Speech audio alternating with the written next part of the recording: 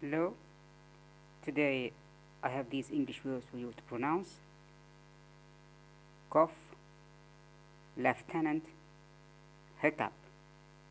Tricky English words to pronounce. Let's learn how to pronounce these English words properly. Say cough, which means to expel air from lungs. Say lieutenant, which means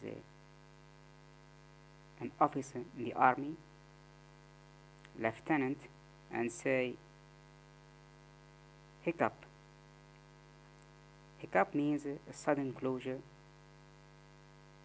of glottis. Hiccup. Say cough, just one syllable. Say lieutenant, three syllables, stress on the second syllable, ta, lieutenant. And say hiccup, it's a disyllabic word, stress on the first syllable, he. Hiccup. Check your English. This is how we say cough, lieutenant, hiccup. Cough, lieutenant, hiccup.